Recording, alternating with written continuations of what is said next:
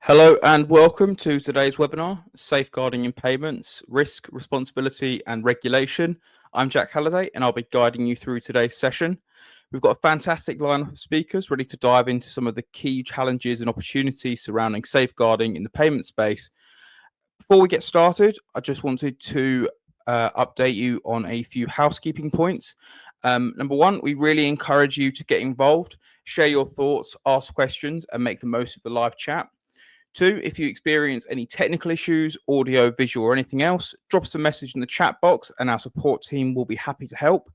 And number three, today's session is being recorded. You'll receive a full version of the recording in your inbox shortly after the webinar, so don't worry if you want to revisit any of the content at a later date. Now, let's get into it. I'm delighted to hand over to today's moderator, Adam Parkinson, to kick off the conversation. Okay, hello everybody and welcome to this Vixio Regulatory Intelligence webinar on safeguarding. My name is Adam Parkinson. I'm the Insights Editor for Vixio Payments Compliance. My team and I work on news analysis content in a range of formats, from our short daily updates to longer, more analytical Outlook reports, the most recent of which is on this topic of safeguarding, which is what we are going to talk about today. What we have found from the report is that safeguarding is being flagged up by regulators. In the UK in particular, the FCA is going to introduce a new framework, has been consulting on it for a little while. I think we're all quite interested in hearing a little bit more about what that is, so I suspect that the conversation today will spend a lot of time on that. The EU also updating its safeguarding framework as part of the revision of the Payment Services Directive, possibly taking some inspiration from what's going on in the UK. That's something we can discuss. And at a member state level, Malta has been paying attention to safeguarding. It sent out a Dear CEO letter in February this year, particularly touching on safeguarding practices and the risk of concentration. Ireland has made safeguarding a supervisory priority for this year, again worried about practices amongst payments and e-money firms. And in Canada, updated safeguarding rules under the Retail Payments Activities Act come into force from September the 8th this year. Various requirements, including the obligation to maintain a safeguarding of funds framework. So lots to talk about. I'm joined by a fantastic panel today. Very exciting to see everybody. Max Savoy of Ashurst, Ed Vincent of Casigic, and of course Vixio's own John Gidler. Maybe if we can ask the panelists to introduce themselves quickly. Max, I'll come to you first. Thanks a lot. Yeah, as you said, I'm Max Savoy. I'm a partner at Ashurst, focus on all things payments regulatory, and I've been doing payment stuff for about 15 years now. Splendid. Thanks, Max. And Ed, over to you. Hi, I'm Ed Vincent. I'm a senior consultant at Casigic. I've been with the company for about 2 years. I'm their sort of in-house safeguarding geek, for want of a better word, and done a lot of safeguarding audits in my time. Before that, I was at the FCA for a period of time, and long ago, I used to be a rating agency analyst as well. Fantastic. And last but not least, John. Thanks, Adam. Hi, I'm John Gidler, Head of Global Regulatory Research and Analysis at Vixio. So essentially focusing on all things payments, e-money. When it comes to regulatory changes, in terms of background, got 10 or so years experience in financial services, spent some time in payments and e-money supervision at the FCA and authorizations as well. So quite familiar with the word safeguarding. Perfect. Thanks, John. So, as I touched on, the FCA is making some moves this year. We're kind of waiting for the final version, but I think we're all pretty interested in this. We're all in the UK. So perhaps we start off with a bit of a deep dive into the consultation, what's going on, what the issues are with the current framework, and what the FCA is actually proposing. Ed, maybe if I come to you first for this one. Sure. I think it's important to realise that the consultation paper hasn't just sort of come out of nowhere. If you look back and see the two Dear CEO letters that were issued to payment firms, they're both very clear in saying that the FCA has concerns about safeguarding practices. And if you look at the last Dear CEO letter, which came out late last year, the two things that were called out in particular were documented processes and inadequate reconciliation processes. And what I see this CP being is almost an attempt by the FCA to reset firms in terms of how they go about safeguarding. With the proposals as they are, there's clear that the direction of travel is towards a CAS-style regime going forward, and that makes a lot of sense to me at any rate. But I think beyond that, there are some very notable features in the proposals. For example, all relevant funds to be received directly into a safeguarding account, and there's going to be a nominated individual with accountability for the process. And I think that's an interesting point, and I think that kind of talks about why the FCA feels the need to do this, because if you look at the approach document as present, it does actually say that there should be someone who has overall responsibility for safeguarding, but they don't put it in this, they don't actually talk about it in terms of accountability. They talk about it more in terms of it's good practice. And I think this, again, is part of the reset they're looking for. One of the things to think about with the FCA is it's generally a fairly non-prescriptive regulator.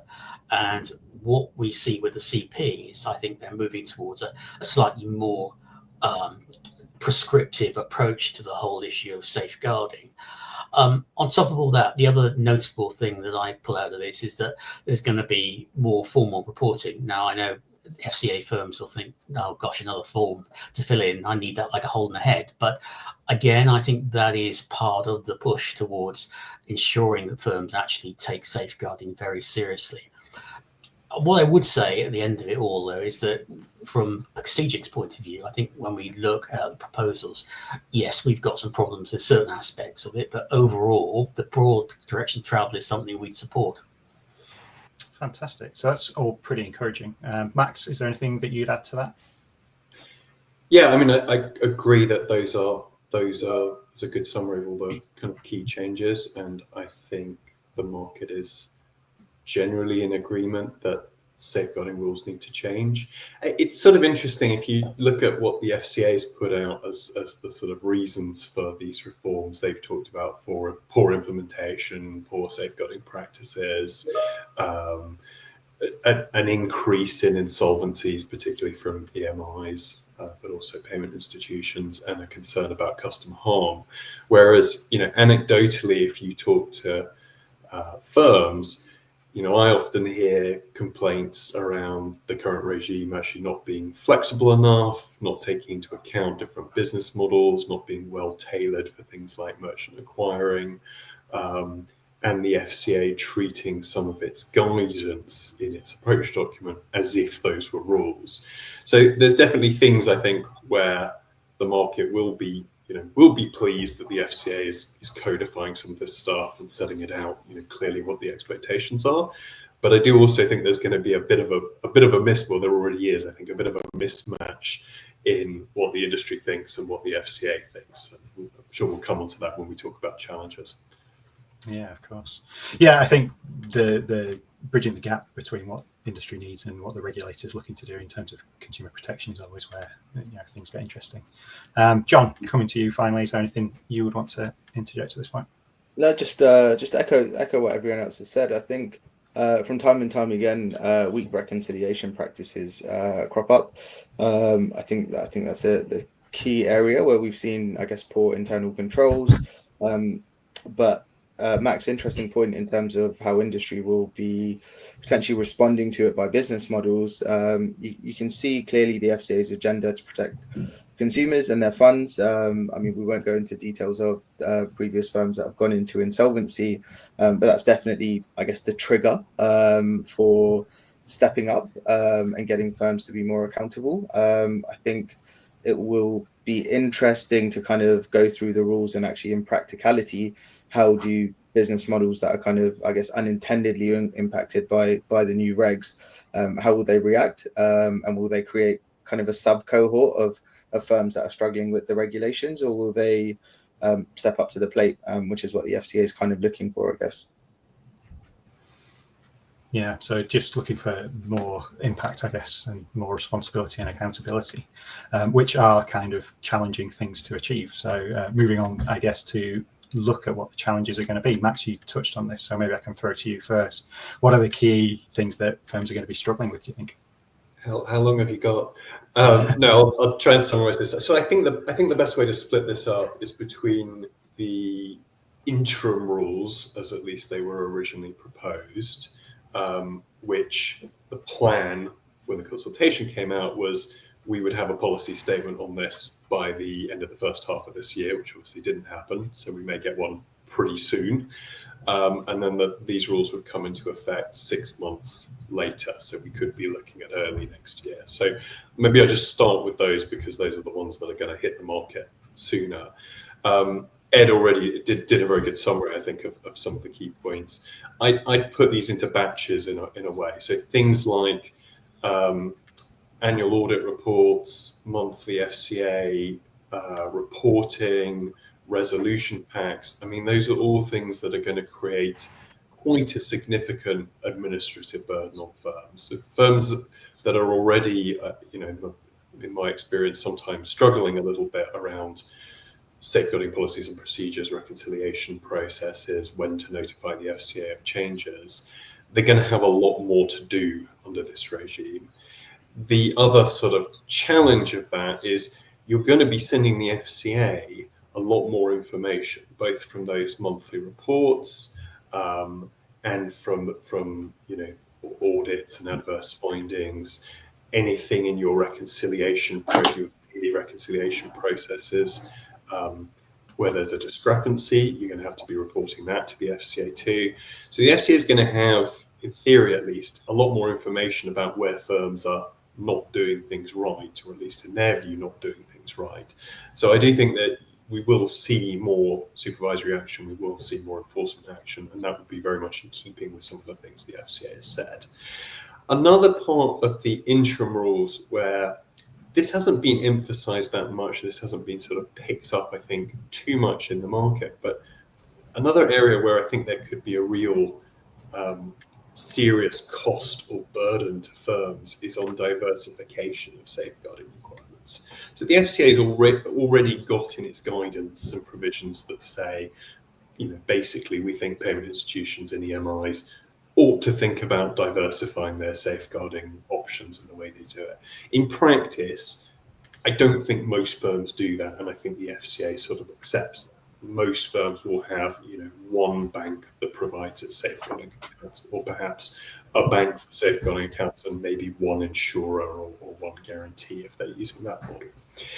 If the FCA really pushes that and requires a lot more firms to diversify, to hold accounts at multiple banks for safeguarding, or to have, insurers or guarantees where they don't currently, we could be looking at quite substantive costs for firms and quite a lot of operational challenges.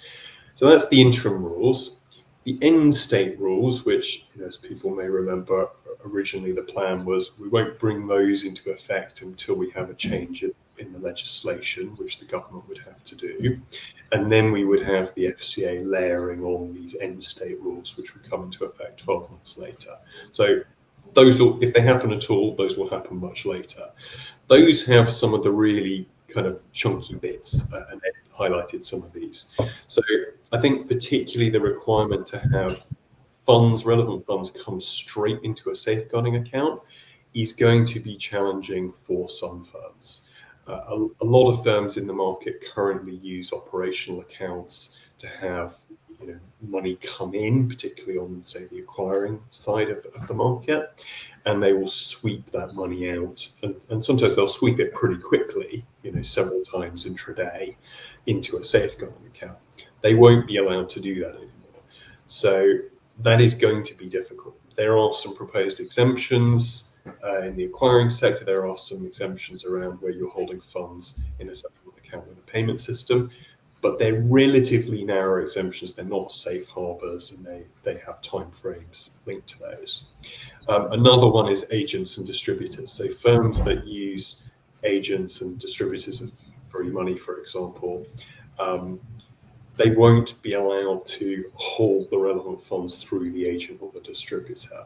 They'll either have to make sure funds go straight into their safeguarding account, or if they do come to the agent or the distributor, they're going to need to top up their safeguarding account, which means a liquidity issue. There's a sort of irony there because from firms I've spoken to, if they have to do that, they're actually going to need probably credit facilities to get that liquidity, which puts the firm under more exposure, which all else being equal could increase the risk of insolvency. That would be challenging. And then just lastly, this isn't a full list of issues, but the other one that will be tricky is the statutory trust.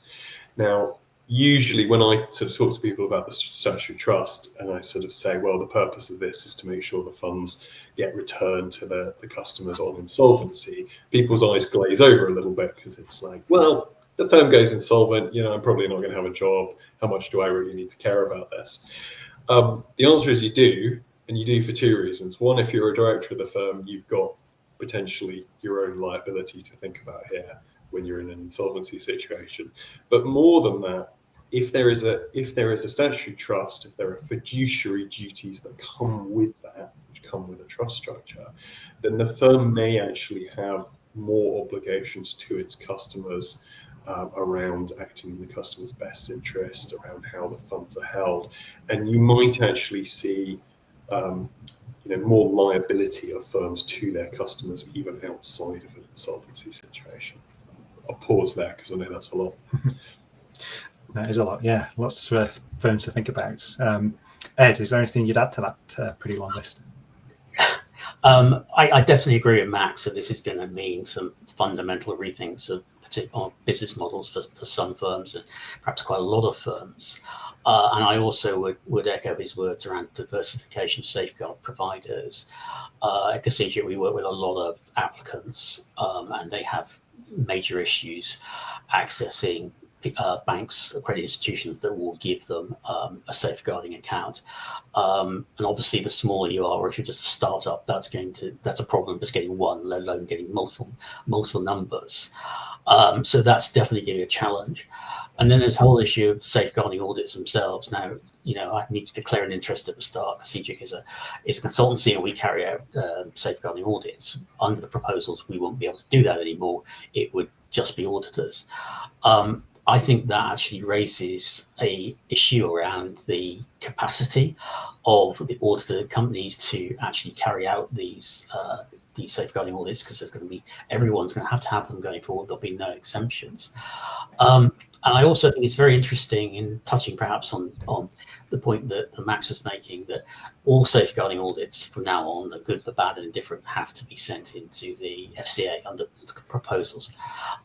That raises questions in my mind, along with all this other information that's being generated, as to how they're going to deal with that triage they might have to put in place, how they're going to use that intelligence, and what the implications will be for regulation going forward. I suspect, as Max says, it will mean that they're more assertive and they're on the front foot. But it's interesting to see how that plays out in real time going forward. Absolutely, yeah. The actual enforcement of it all. Sorry, just Max, go ahead. Adam, sorry to come in here, because I don't have skin in the game on this issue, but I'm going to agree with Ed here. I think I can say this because I don't act for an auditor of safeguarding, generally. I think that the limitations on who can do those audits is going to leave the market a bit impoverished in terms of the firstly, in terms of the cost of those audits. Secondly, in terms of the capability of the limited number of firms that will be able to do those sort of sufficiently and at the speed and quality that would be needed. But also, to Ed's point, in terms of what happens next when things are raised with the FCA. So I do. My personal view on this is actually that should be broader, and some of the consultancies that have been doing those audits very well, with a good understanding of the safeguarding regime, should, in my view, be able to continue to do those. I think that is in the market's interest.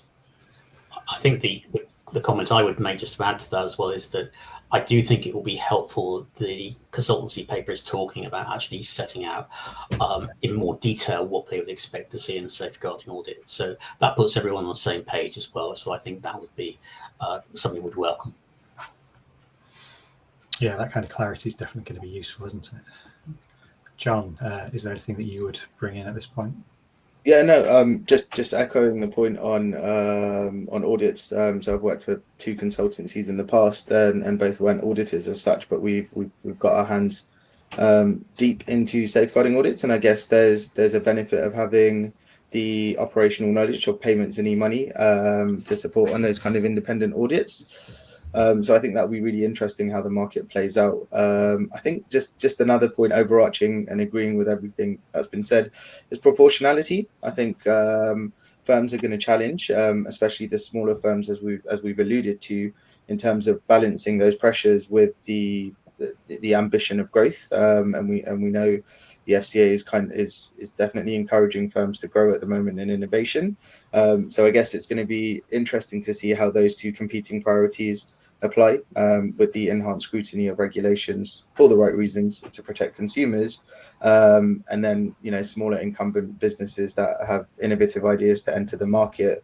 Will that be stifled, and will growth be stifled? Yeah, it's that same balance that we've been talking about before, I think. Very difficult to know where to draw the line. So just touching on auditing and what you're telling firms, Ed, maybe if we dig into a little bit the specific pitfalls that you're warning your clients about. Are there any particular details that are going to be an issue for them? Sure. So I think what I see from carrying out quite a lot of safeguarding audits is that in general, and it's a slightly self-selecting group that I'm talking about, but in general, the firms get the big stuff right. They don't commingle, they do the reconciliations. There may be issues around the edge, but generally they kind of get that right. I think where they quite often struggle is more of the for want of a better word, some of the smaller, more detailed stuff. For example, approach document 10.78 says very clearly you should carry out a risk-based review of your safeguarding provider annually, and I never cease to be amazed at how that is interpreted by certain firms. Maybe because my background is in risk management, I don't know, but the definition of risk seems to be stretched quite a long way by some of the people we see anyway. So, I mean, that would be something.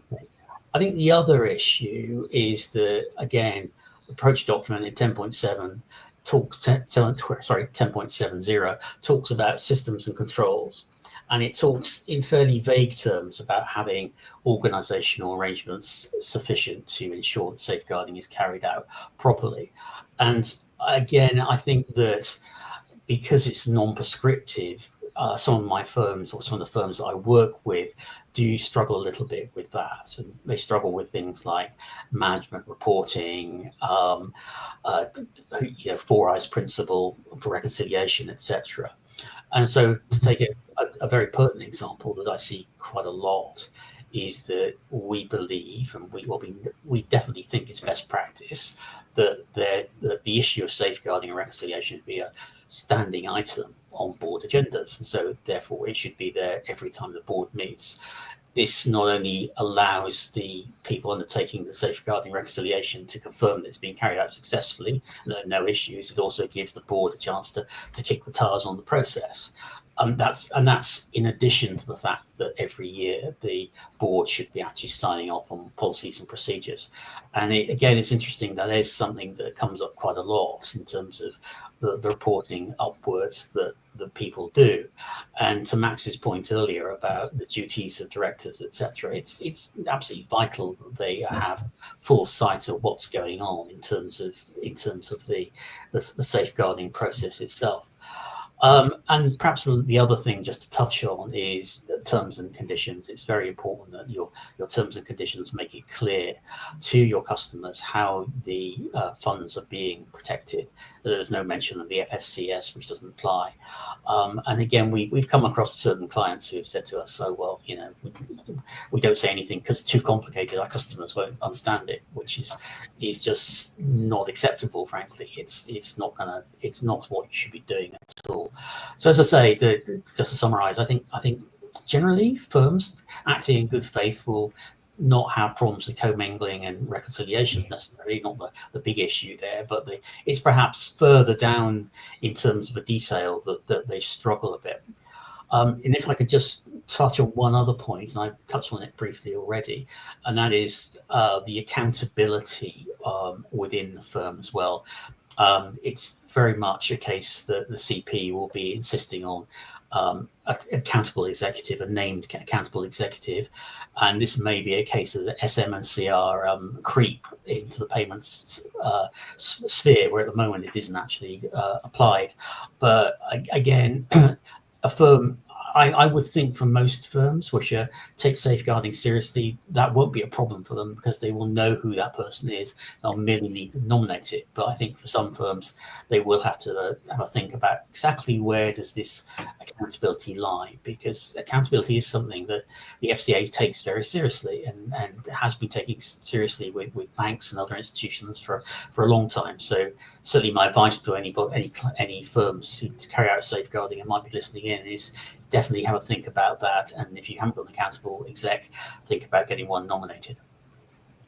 And are these sort of areas that are going to be more of a challenge for smaller organisations than large ones, do you think? Yes, I think so. I think it's purely because of, if you like, the bandwidth of some of the smaller organisations. They don't have a large board, they don't have a large staff, and that can create an issue for them. Absolutely. Cool. Max, was there anything that you'd like to add on the specific challenges that organisations? I agree with all of what Ed said there. I think maybe the only thing I'd add is that while I agree that this will, all else being equal, be harder for small firms who have fewer resources and will be basically required to do the same things, there are definitely challenges for larger firms, particularly international firms here. So just on the sort of accountability and governance side, one of the difficulties that sometimes larger firms or international businesses that have a UK payment institution or EMI face is actually where some of the functions sit, and having an individual based in the UK who's perhaps on the board of the UK entity is one thing, but having that fit into a global organisation and talking to all the other people that they need to talk to make things like reconciliations work and things like sweeping from operational accounts work, that can get quite complex for some of those bigger firms. Similar points around, we're sort of talking about where things can get tricky. And I do think while most of these are not in the interim rules, they would be in the in-state rules if those are followed through. Some of the requirements we talked about already, diversification, direct movement of funds into a safeguarding account, some of the stuff on agents and distributors, they could really require fundamental changes to some business models, and that is going to be very challenging if those are brought through in the form the FCA proposed originally. Absolutely, yeah. So it'll be interesting to see what the final form is to determine its impact. John, anything to add to this bit? No, just completely agree with both of you there. I think one thing that came to mind, Max, when you were mentioning the larger firms, is the ongoing challenge with mind and management. So it's all good and well nominating an individual, and so previous worlds and working at Vixio, you sometimes do see that kind of pitfall between parent and local entity, where who's actually controlling the decisions. And I think that's something that goes back to, I guess, the overlaying point on cultural shifts and cultural changes. All comes down to kind of good governance and controls, which is what essentially the CP is trying to bring out from safeguarding. But one thing both small firms and large firms will have is a challenge to make sure the boards are aware and understand what's going on, and really onboard themselves to adopting the new rules. I guess from two different lenses, right? The pain points for smaller firms, whether it's budget constraints, whether it's looking at how can we actually implement these rules given the resource constraints, and then the pain points for the larger firms is naturally the UK entity having to convince the parent these rules are coming into play and they are serious and we need to adopt. So I think it'll be interesting from a cultural shift and standpoint. Yeah, absolutely. So interesting that you, John, and Max there just kind of brought up the issue of global firms. It's maybe an opportunity to broaden out the discussion a little bit to what's going on in other jurisdictions. Maybe starting with the EU, where the revised PSD is likely to impact the safeguarding framework. Max, if I come to you with this, can you tell us a little bit about what we're anticipating in the EU and how it compares to the UK? Sure. Well, in some ways, the first thing is similar to the FCA's proposals, what we have in the EU are still proposals at the moment. So we had the Commission's original proposal for a third payment services directive, which is where the safeguarding rules sit, and that was not that dissimilar from what we have in PSD2 on safeguarding, but there are some noticeable changes. One is around not using the same safeguarding method for all safeguarding funds. Probably sounds a little bit familiar, given we've just been talking about diversification, so similar theme there. Another is notification requirements for changes to safeguarding. Now, a lot of EU member states, regulators will already require that, but having that built into the directive is something that will apply across the EU, more sort of touch points for national competent authorities. And then in some ways, to me, the most interesting, delegating to the EBA, the European Banking Authority, the powers to create detailed regulatory technical standards on things like segregation, designation, calculations, because we don't know what those are going to look like. And those could be the sorts of detailed rules that we have in the UK, but they might end up being quite different. There's no guarantee they'll be the same. So there's a big sort of known unknown there as to what are those regulatory technical standards going to look like. Through the course of PSD3, of course, the way this works in the EU, you get the Commission's proposal, and then you get the European Parliament look at that, come up with its view, and you get the Council of the EU look at it and come up with its view. And the Parliament has done that, and the Council has done that. So we now have three texts that need to be ironed out between those three institutions, mainly the Parliament and the Council. So the Parliament has, it's done one thing that I think helpful. It's looked at that safeguarding, having to use different methods, and added the words where appropriate. So there's a qualification there. So arguably it wouldn't be all firms that have to do that.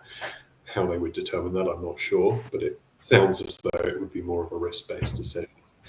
But then what they've also done is they've proposed adding to the EBA's mandate to come up with regulatory technical standards, and adding within that mandate things like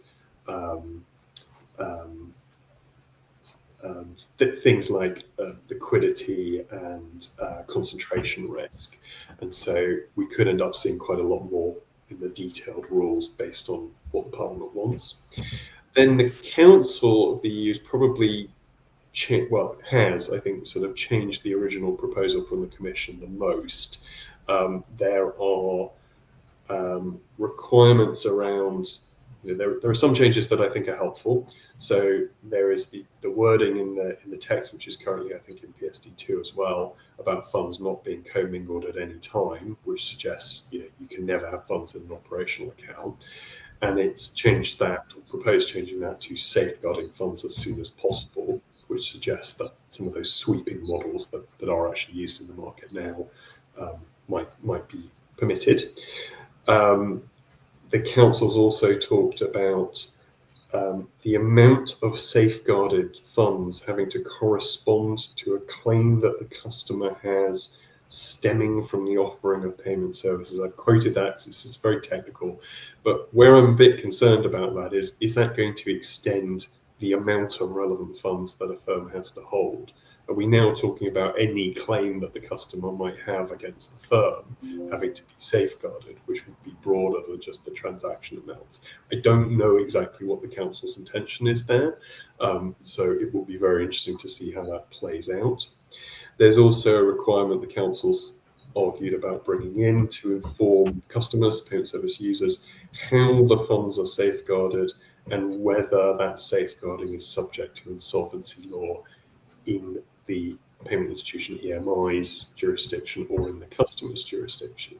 Now, I think in one way that's quite helpful. This is, to Ed's point, it's really important to explain to customers how their funds are safeguarded. But that latter bit about explaining, is it going to be our insolvency laws or yours? In reality, that is a very, very difficult question.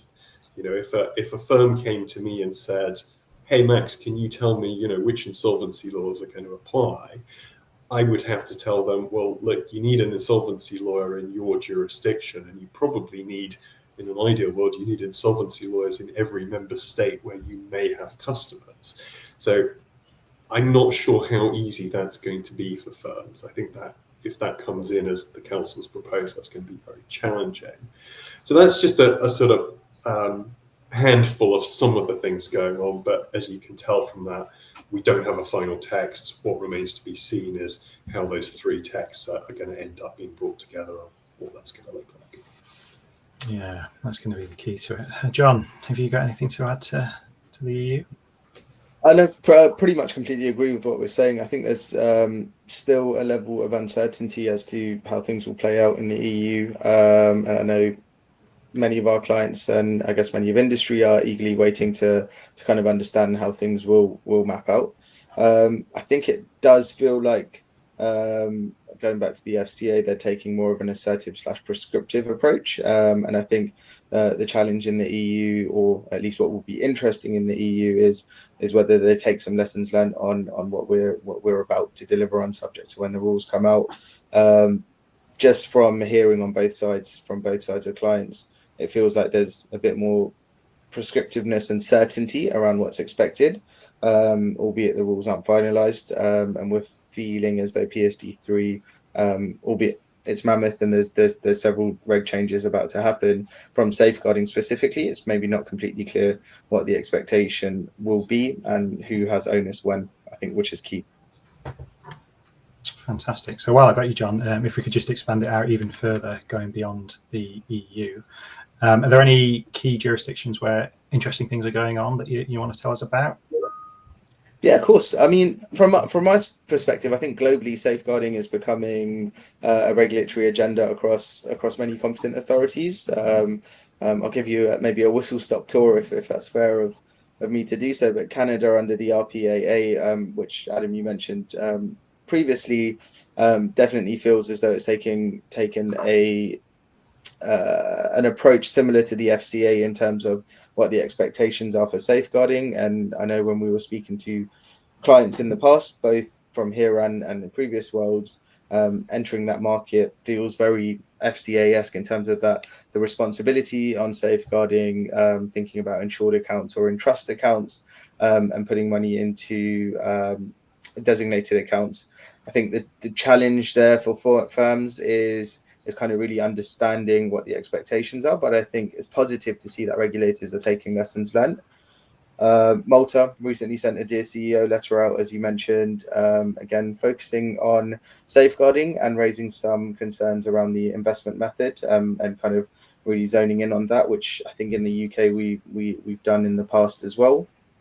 I think Ireland and the FCA, I guess going back to the FCA, the priorities have always been, from my time at the FCA, and I don't think it's changed much, has been financial crime safeguarding and prudential risk. And Ireland's 2025 supervisory priorities kind of echo that, with the lens of safeguarding coming top, or at least very high up on the agenda from a priority. I guess to summarize, though, it feels like there's heightened scrutiny. The kind of audit processes, as we've all mentioned, for safeguarding is kind of becoming more a real-time obligation across various sectors. And I think overlaying that with my view of tech and innovation is moving into a place where we should be able to have the ability to do real-time readiness inspections. I recall my time at the FCA when we were doing safeguarding reviews post the Dear CEO letter, and we'd ask firms for snapshots of their reconciliation process and really pinpoint on certain days. It poses the question whether firms will like it or not, is are we moving into a place where there's APIs ready and real-time data? So if supervisors really wanted to understand reconciliation processes, is that the future of the regulation to protect consumers?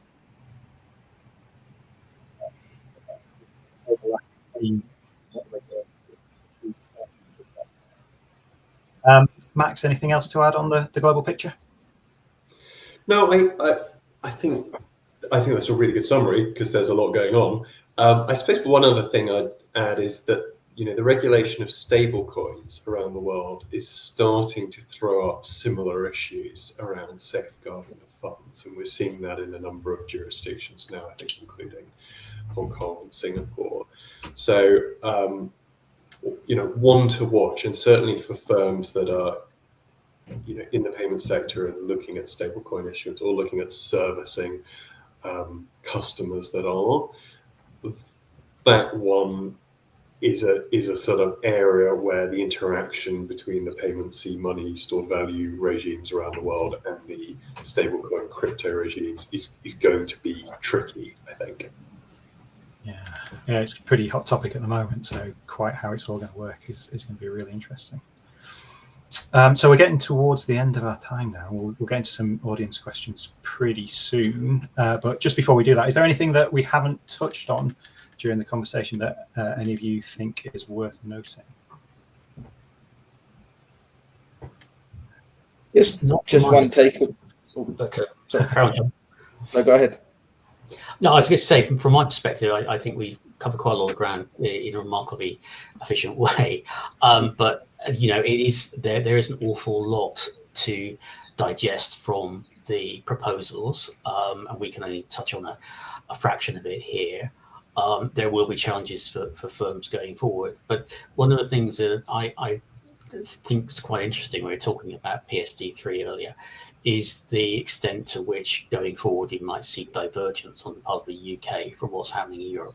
My own feeling is that there probably won't be that much divergence, but there's always that possibility going forward. Certainly when the UK left the EU, the approach that the FCA took was really just to relabel the PSD as a PSR and sort of almost adopt it wholesale. Whether we'll get much divergence going forward, I don't know. As I say, my guess would be perhaps not that much. If I could maybe just come in on that. So I agree that in terms of themes, we're seeing and we're likely to continue to, for example, PSD3, the Payment Services Regulation in the EU, has things that look a bit like UK APP fraud, confirmation of payee we've seen in the Instant Payments Regulation. So we've got some areas where the EU is actually following, still, despite the fact the UK is not in the EU, following the UK's lead on some of these things. But I think we have other areas, and it's perhaps not so much in the substantive what's being covered, but more the detailed rules, which are starting to look, just from the text we have of PSD3 and the EU Payment Services Regulation, and some of the things that the FCA is either changing or the Treasury here is planning to change. I do think we are going to end up with different rules. They may be covering the same themes and they may be broadly resulting in firms sort of dealing with risks in a similar way. But we're already starting to see the actual detailed rules begin to look a bit different. I think, one thing that's always kept the UK with an eye to, we don't want to get too far away from the EU rules on this stuff, is the ability for UK payment service providers, particularly banks, to access the SEPA schemes in the EU. So that will always be, I think, a pull for the UK not to diverge too far away from the EU. Very good. Okay, just looking at some of the audience questions that we have. A similar area here. Is the UK setting a benchmark for safeguarding standards internationally? Anybody have any thoughts on that? I certainly think that the FCA has been very active in this area, and I certainly think that globally people are looking to see what the FCA does about this. It's worth remembering that when the FCA was set up, it was unique in terms of its remit, in as much as it was all about financial conduct. And I think as a result of that, it has that sort of first mover advantage in a way. But beyond that, I think there is quite a good deal of respect for the work that's been done by the FCA around payments firms and certainly around safeguarding, etc. So, I'm not going to say that necessarily a thought leadership, but certainly I think people or countries elsewhere, other jurisdictions, are looking very closely at what the FCA does. Yeah, I think I agree with that. I would say sort of two things on top of that. One is there's a bit of path dependency. So for other jurisdictions that have existing regimes around, protection of assets or insurance of, customer funds or those kind of things, like the US money transmitter licenses, they're very unlikely to, revamp their regimes and sort of take on some of the things the FCA is doing. Whereas some of the more nascent payments regulatory regimes certainly do draw inspiration from the EU and the UK. One thing that will be interesting is, as the UK is not part of the EU, is that voice as loud as it used to be internationally, or will other regulators and governments be saying, well, actually, we need to continue looking at the EU position as our sort of starting point benchmark, even if the UK has some good ideas? We'll see. Yeah, it's a bit of an existential question for the UK, I guess, across the board, isn't it? How effectively we can influence things. John, anything to add to that one? I mean, maybe I'm complimenting the FCA here, but typically we've been known as a regulator that gold plate standards. It's nice to see other jurisdictions following suit in terms of what we're doing. But I think echoing the points made, it'll be interesting to see how things follow through. I think Consumer Duty has really supported in terms of the safeguarding regs, at least, for us to think more at the interest of the customer, and ultimately safeguarding rules are to protect customer funds. So there's almost several levers that the regulator is pulling on to get the best outcomes for consumers and create operational efficiencies for firms, albeit proportionality is key. Fantastic. So moving on to our next question here, are the main costs of implementing the FCA's proposed changes likely to be more financial or operational? Maybe go to you with that one, Max, if you fancy taking it on. Yeah, I'll try. It's a really good question, because the cop-out answer would be, well, both, and the two are interlinked. But I'll try and engage with the question a bit better than that. Look, it's the classic lawyer's answer. It depends.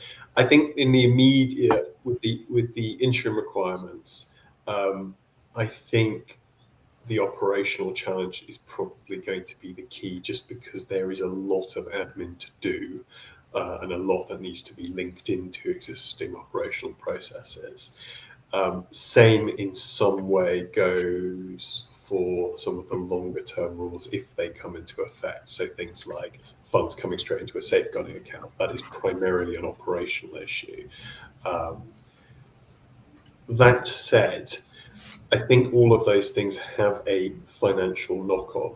If you need more resources, if you need more people in your UK entity, that has financial implications for the entity, for its costs. If you need to change your operational model such that you're doubling up your liquidity, if you have agents, for example, distributors holding funds, and you're not safeguarding those because they're segregated at the level of the agent currently, if that rule changes so that you've got to basically double that up and have the funds, let's say for operational reasons, you can't have the funds come straight into your safeguarding account. So what do? You've got to top up your safeguarding account. Those funds have to come from somewhere. This was my point about firms then needing to think about intergroup credit lines, liquidity arrangements. So there will be financial costs and there will be financial implications. It is going to depend very much on the firm and its business model. But yeah, short answer, I think, immediate impact is going to be operational, but slightly more nuanced answer, yes, I think there are financial implications.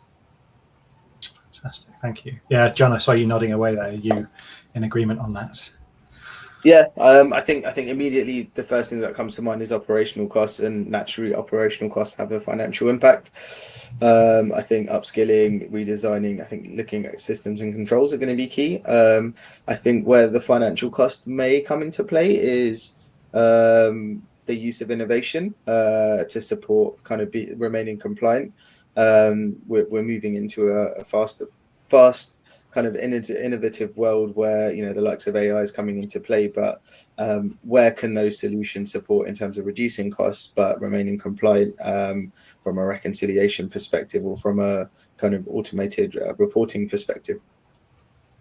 Maybe just one thing, and John, agree with that. It's just sort of come to me while you were talking. One thing where there could be quite a big financial impact as well as an operational one. Is we were talking about this earlier, diversification. If firms are required to set up new banking relationships, banks don't do that for free. If you're required to suddenly go out and get insurance for safeguarding when you haven't before, that is not a cheap product. So yeah, there could be real financial implications if firms are required to diversify their safeguarding methods. Okay, and then one last question before we wrap things up. Is the compliance burden likely to be too much for SME payment and e-money firms? Maybe Ed, I'll throw that one to you. Yeah, I think it could be quite challenging for smaller firms, definitely. But then again, and I'm talking mainly about existing firms. If you're an applicant, then the FCA isn't going to let you through the door if you haven't got sufficient resources for your compliance function. But I think if we're dealing with legacy companies here, the smaller ones will have problems with the burden here. It will be added layer of operational complication, if you will, for want of a better word. And I think it could cause some problems. I think but I think it will be restricted to those smaller companies that have a small compliance function, which in some cases might be just one person. Absolutely. Max, would you add anything there? No, I agree with that. I mean, it's where you have rules where there isn't sort of proportionality built into the framework, they're almost always going to hit smaller firms a bit harder because you're holding them basically to the same standards, albeit that they're smaller and have fewer resources. There are, as I was saying, there are sometimes things that are more challenging for larger firms with more complex business models. But I agree with everything Ed said there. Fantastic. Just before we finish, John, anything final to add there? No, I agree with both points there. I think very well phrased. I think, proportionality. We're always going to go back to it. I think it's going to be proportionality and potentially the unintended consequences for the smaller firms. But I guess re-echoing the point that firms should be doing this right, small or large, and ultimately is to protect customer funds. Easier said than done, maybe with the new rules and some of the ownership and onus on smaller businesses. But I think it will be an interesting transitional phase and hopefully a cultural shift across the industry. Perfect. Well, we are out of time, so we'll have to wrap things up there. But thank you very much for joining us. Thank you to all our panelists who contributed to what was a really fascinating discussion. Thank you very much, guys. To learn more, you can see on the screen there's some information about where you can find Vixio's information. And please do take a look at our new Payments Compliance Outlook on safeguarding. Thank you very much. That brings us to the end of today's session. A big thank you to our brilliant panel of speakers for their insight and to all of you for joining us. We hope you found the discussion valuable and thought-provoking. If your question wasn't addressed live, don't worry, someone from the Vixio team will follow up shortly. As mentioned earlier, the full webinar recording will be sent out to all attendees in the coming days, so keep an eye out on your inbox. And if you'd like more information on anything we covered in today's session, please feel free to contact Vixio at info@vixio.com. We'd love to hear from you. Thank you again for participating in the session. We look forward to welcoming you into a future Vixio webinar soon. Take care.